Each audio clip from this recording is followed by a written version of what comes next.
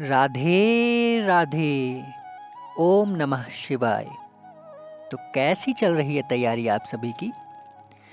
Day 4 पर कोई study blog नहीं आया और ये जो ब्लॉग है डे 5 का है, क्योंकि राम जी का दिन था तो डे 4 में राम जी की आराधना चल रही थी और डे 5 में भी कोई ख़ास पढ़ाई करनी नहीं है। आज मैंने सोचा है केवल रिवीजन करना है। तो सबसे पहले रोज़ की तरह बनाते हैं टू डू लिस्ट और टू डू लिस्ट में लिख लेते हैं कि हमको क्या क्या रिवाइज़ करना है। जितना लिखना है उतना तो करना ही है। उसके अलावा कुछ चीज़ें जो लिखनी नहीं है लेकिन करनी ही है, जैसे रीडिंग का कोई रिवीजन नहीं है तो कोई नई किताब आज पढ़ लेंगे 20 से 25 पेज। आप भी आदत बनाइए रोज़ 20 से 25 पेज पढ़ने की, शायद आपको कुछ नई चीज़ें सीखने को मिलेंगी।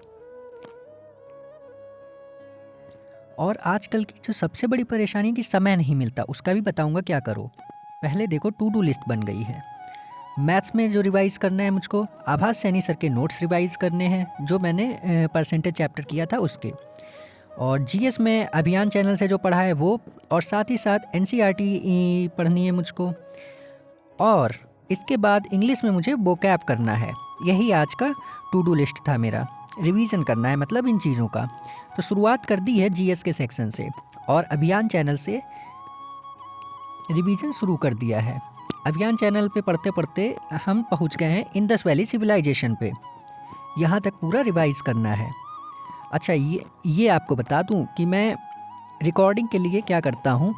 सिंपल सा तरीका है, एक जगह बैठ के देर तक मैं पढ़ नहीं पाता हूँ, तो पता है मैं क्या करता हूँ, रिकॉर्डिंग कैसे करता हूँ।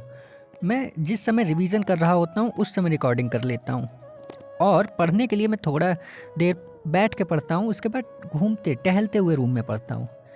मैंने ध्यान दिया है कि मेरा कंसंट्रेशन ऐसे ज़्यादा बना रहता है जब मैं घूम के टहलते हुए पढ़ता हूँ। एक जगह पे बैठ के ज़्यादा देर तक मैं नहीं पढ़ पाता हूँ क्योंकि मुझे नींद आने लगती है। फिर हो सकता है आप में से भी कईयों के साथ ये प्रॉब्लम हो, तो आप भी तरीका आजमा सकते हैं। तो मैं क्या बता रहा था अभी थोड़ी देर पहले, आज की सबसे बड़ी समस्या है समय ना बचना। मैं पिछले 2 दिन से ये ऑब्ज़र्व कर रहा था और मैं ये गाना गा रहा था कि समय ही नहीं मिलता है, कैसे पढूं, आलस बहुत रहता है। तो आप ऑब्ज़र्व करिए आपका समय जा कहाँ रहा है, ठीक है?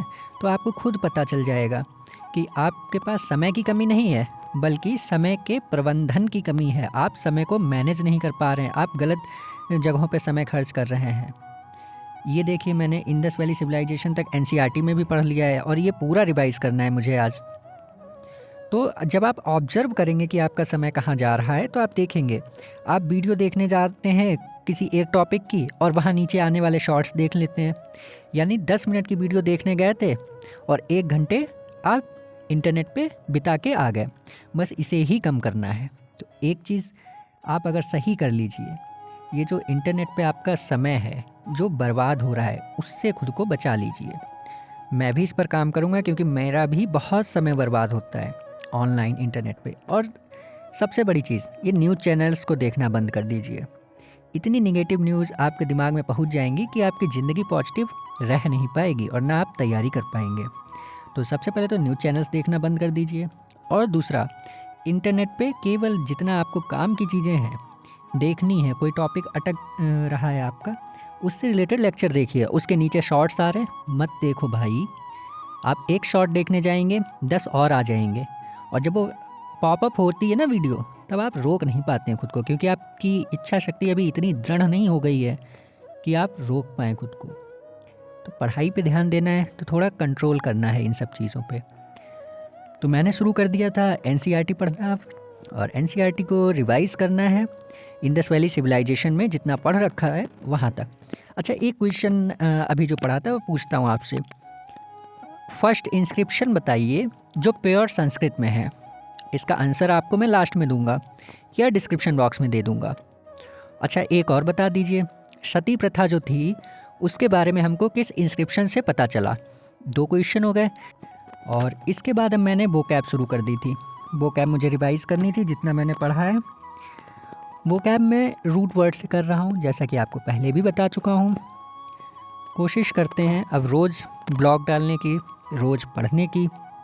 रोज़ टूट जाता है रिदम, लेकिन कोशिश करेंगे, जीतेंगे इस बार और इस बार जॉब लेके रहेंगे। इसके बाद वोकैब के बाद मुझे करना है मैथ्स रिवाइज़। मैथ्स में आभास सैनी सर के नोट्स रिवाइज़ करने हैं और साथ ही साथ जो 6 मॉक टेस्ट दिए थे 2018 वाले, 6 या 8 दे चुका हूँ मैं, उनको रिवाइज़ करना है आज। और इस तरह से ही पूरा डे रिवीजन के लिए मैंने अलॉट किया है। तो जो अब क्वेश्चन आपसे पूछे थे शुरुआत में, उनके जवाब दे देता हूँ। पहला क्वेश्चन था प्योर संस्कृत में जो अभिलेख मिला है वो है जूनागढ़ का अभिलेख, जो कि रुद्र दमन से संबंधित है। दूसरा क्वेश्चन सती प्रथा के बारे में हमको पता चलता है एरण अभिलेख से। ठीक है, और कोई क्वेश्चन हो तो आप कमेंट बॉक्स में बताइए इससे रिलेटेड, तो हम लोग सीखेंगे। आज के लिए इतना ही, मिलते हैं फिर कल अगले ब्लॉग में। तब तक आप बांसुरी की धुन एंजॉय करिए।